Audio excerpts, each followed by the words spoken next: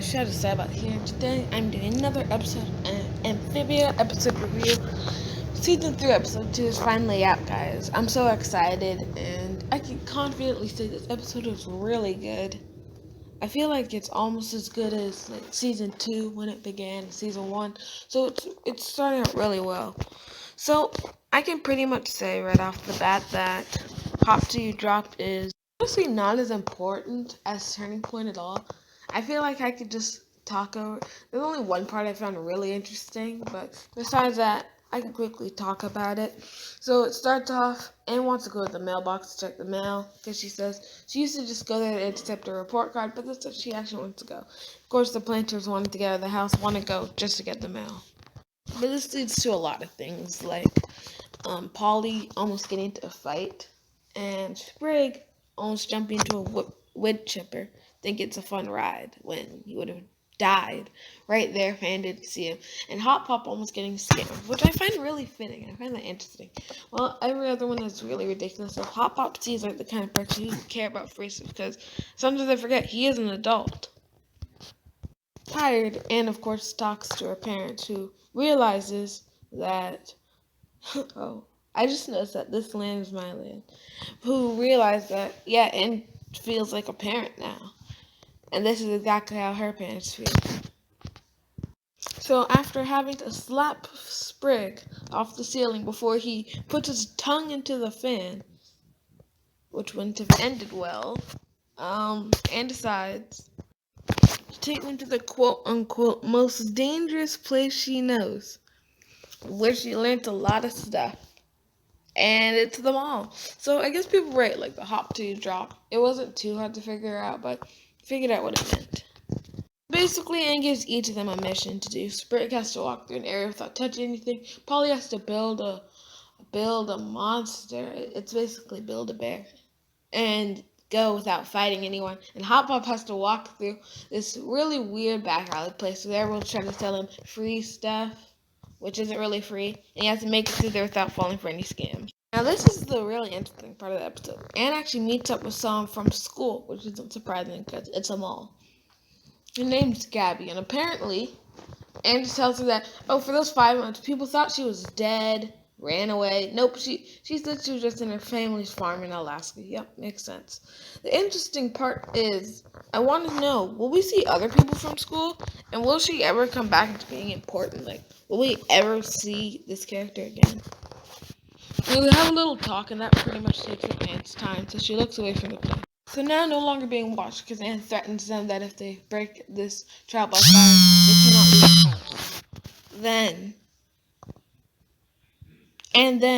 Well, he is able to touch anything he wants. So now, Sprig ends up just starting to touch everything. Meanwhile, as Polly just finishes her bear, another child comes who have been stopping her this whole time, and this child actually rips her bear in half. And then Polly's really angry and does get into a fight. Hop Up finds a fountain and thinks there's a bunch of free money in there, which is really sad. And because before he looked shady, there's a mall cop after him. So he goes in the water and gets caught. So yeah, that's really it. In the end, and realizes that she wasn't even easy. She thought she was just thrown into the deep end and Amphibia and it was fine. And the players are basically telling her, no, she barely survived. So Anne realizes it's fine. They'll slowly learn, and they'll slowly be able to start living in the Earth world. And that's really it for Hop to You Drop.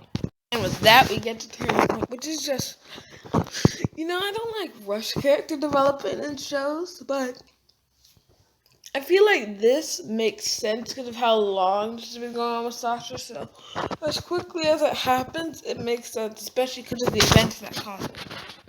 So we learned no people. She did not get thrown out the window. She got hit into a wall. Okay? It may have been ankles, but she did not fall out a window. So Sasha does see Marcy get stabbed and transported somewhere. And one of the funniest scenes, he catches Yunan and Lady Olivia, and he's basically like, are you with me or not? Because they were fighting with everyone else, but practically they still work with his kingdom. So they decide, yep, they're with them, but obviously it doesn't really sound real. But they have to ready the tank to put Marcy in. Prime then decides to jump out the window, like we've seen in all the trailers and stuff. And luckily, before they die, they're saved by Marcy's bird. And of course, they're hiding out because they don't want to be found by a robot agent sent to find them. So they tell a half truth. They say to the people in Wartwood that, yep, the king is a tyrant and all that stuff. What they don't tell them is that Anne was transported to another world. So they tell them that, oh, Anne sent us here to help protect you guys. But unlike